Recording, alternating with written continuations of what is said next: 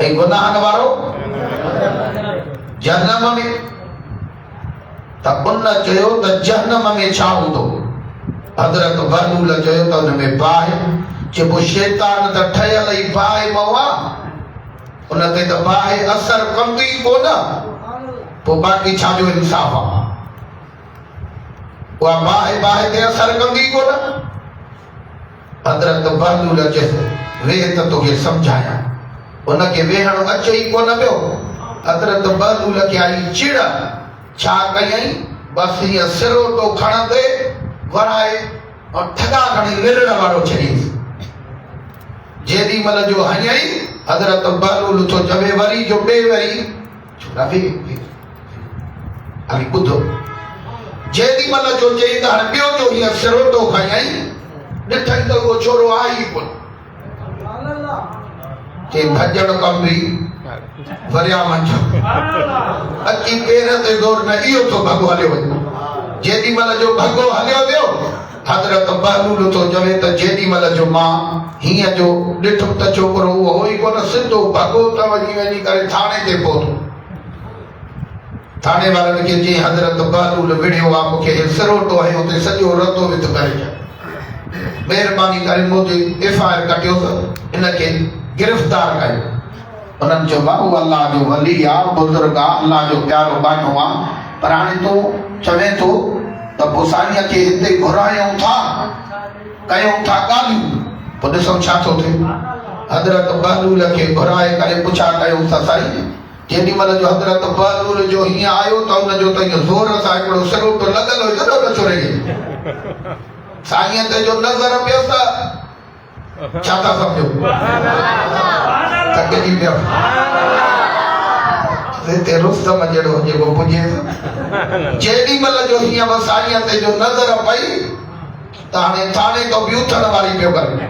उन्हनि जो सवाइ हिते तकड़ न कर, साईं अचे विहारियो। हज़रत बहलूल खां पुछऊं साईं हिनखे सिरोटो तो हयो आहे? चई हा। बाबा छो हयो अथई? चई भाई हिन मूंखे पाण चयो। थकिजी पियो। छा थी? इन मूंखे ज़बान सां चयो। उन चयो हे पाण कीअं चवंदो? हज़रत बहलूल चयो त हिन खां पुछा कयो त बा 3 सवाल खणी आहीं। पुछऊं त बा तूं अल्लाह जे वलीअ खे 3 सवाल कया? चई हा। चई पोइ मूं उन जो जवाब ॾिनो अथव। थोरो वॾे आवाज़ मां उन्हनि जो जवाब ॾिनो। ज़बान सां था ॻाल्हायो। मां उन्हनि जो जवाब ॾिनो अथव। चइसि पुछा कयो त पहिरियों सवाल कहिड़ो कहिड़ो खणी आयो? चई मां पहिरियों सवाल इहो खणी आयुसि त अल्लाह ताला हाज़ुर नाज़ुर आहे। बहलूल साईं चयुसि त हा। चई पोइ हाज़ुर नाज़ुर आहे त ॾेखार। हज़रत बहलूल चयो त साईं मां पुछियोसि इन खां त मां सिरोटो हयोमांसि। हुन चयो आहे रत कढी विधे अञा पुछे थो। हज़रत बहलूल चयुसि पोइ ॾे हाल वाल सूर थिए ई थो? चई हा।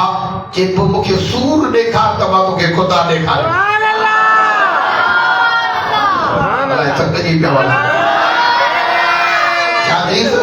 सूर ॾेखार त मां तोखे ख़ुदा ॾेखारियां। ॾिसी लांती भेड़ा जो सूर नथो सघे, तूं ख़ुदा ॾिसंदे? साईं मां त हुनजो जवाब ॾिनो अथव। पुछा कयोसि ॿियो सुवाल कहिड़ो कयो अथई? चइते मां ॿियो सुवाल इहो कयो अल्लाह ताला इंसान खां ख़ता कराईंदो आहे शैतान, पोइ अल्लाह ताला शैतान खे तकलीफ़ ॾे न उनखे सज़ा ॾे, बाक़ी इंसान खे छो थो ॾे?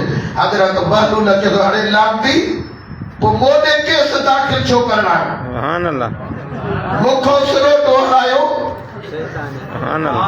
थकिजी पियो। मूंखो बि सिरोटो त शैतान हणायो न, पोइ मूं ते फार छो कढायो? ॾाढा बेज़त लॻी रहियो।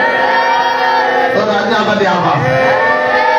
जेॾी महिल जो चई त पोइ मूं ते फार कढायो छो? मूंखो बि सिरोटो न हणायो, मां त तोखे जवाब ॾिनो आहे न।